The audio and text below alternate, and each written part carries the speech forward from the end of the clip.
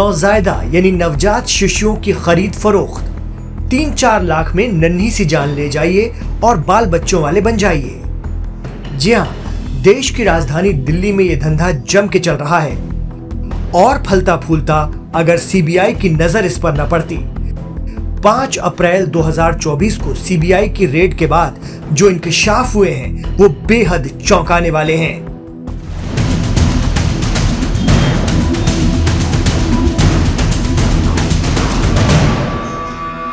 Live Hindustan पर आप देख रहे हैं क्राइम कथा। केंद्रीय जांच ब्यूरो ने दिल्ली में चाइल्ड ट्रैफिकिंग रैकेट का पर्दाफाश किया है। इस मामले में सीबीआई ने खुलासा करते हुए बताया कि दिल्ली से इस रैकेट के जो मास्टरमाइंड हैं, ये जरूरतमंद लोगों को खोजते थे और गरीब लोगों से सरोगेसी के जरिए बच्चे खरीदकर 3 से 4 लाख रुपए में आगे बेचते थे। शुक्रवार को दिल्ली के कई इलाकों में घरों पर छापे के बाद रविवार 7 अप्रैल को जयपुर में एक एजेंट आरती के कई ठिकानों पर रेड्स डाली गईं, जिसमें कई मेडिकल रिपोर्ट्स और दस्तावेज बरामद हुए हैं। मीडिया रिपोर्ट्स के मुताबिक मालूम चला है कि केस में मुख्य आरोपी नीरज और इंदु नाम के 2 शख्स बताए जा रहे हैं। सीबीआई ने 5 अप्रैल को दिल्ली और हरियाणा में 7 जगहों पर रेड डाली थी। इस दौरान दिल्ली के केशवपुरम के एक घर से 3 नौजायदा बच्चे बरामद हुए। वहीं इसके साथ ही अन्य 8 बच्चों का भी रेस्क्यू किया गया। बच्चों की खरीद फरोख्त करने वाले 7 लोगों को गिरफ्तार किया गया है। गिरफ्तार 7 आरोपियों को रिमांड में लेकर पूछताछ जारी है। दरअसल सीबीआई की टीम को दिल्ली से चाइल्ड ट्रैफिकिंग के बारे में एक खुफिया इत्तला फराहम हुई थी, जिसके आधार पर दिल्ली के कई इलाकों में रेड मारी गई। इसमें से केशवपुरम इलाके का ये घर भी था। इसमें से 3 नवजात बच्चों को रेस्क्यू कराया गया है। इनमें 2 लड़के थे, जिसमें एक 1.5 दिन का और दूसरा 15 दिन का था। एक बच्ची करीब 1 महीने की थी।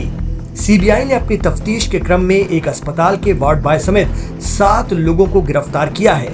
इनमें 5 महिलाएं शामिल हैं। आरोपियों का गिरोह बच्चों को उनके गरीब गुरबा असली माँ बाप या फिर सरोगेट माँ से खरीदता है, फिर बेऔलाद दंपतियों को बेच देता था। एक बच्चे की कीमत 3 से 4 लाख रुपए बताई जाती थी। बताया जा रहा है कि इस मामले में गिरोह के गिरफ्तार एजेंट भोले भाले लोगों को सोशल मीडिया के जरिए शिशुओं को कानूनी प्रक्रिया के साथ गोद देने की बात कहकर पहले अपने जाल में फंसाते थे, फिर उन्हें दिल्ली एनसीआर में बुलाते, जहां गोद देने के फर्जी कागजात बनवाकर फिर उनसे मोटी रकम की मांग करते। पुलिस सूत्रों के मुताबिक इस गिरोह का सबसे बड़ा सरगना असलम है, जो अभी सीबीआई की गिरफ्त में है। साल 2020 में भी असलम मुस्तफाबाद इलाके से मानव तस्करी मामले में गिरफ्तार हुआ था। जेल से बाहर आने के बाद फिर से वो ये काम करने लगा। असलम ने दिल्ली एनसीआर में अपना नेटवर्क बना रखा है।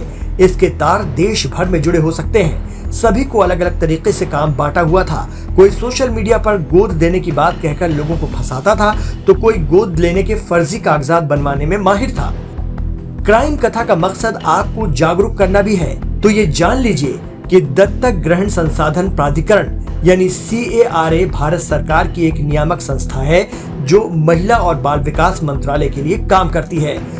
गोद लेने के इच्छुक व्यक्ति को प्राधिकरण में अपना निबंधन करवाना होता है, जिसके बाद व्यक्ति को संभावित बच्चे को चुनना पड़ता है।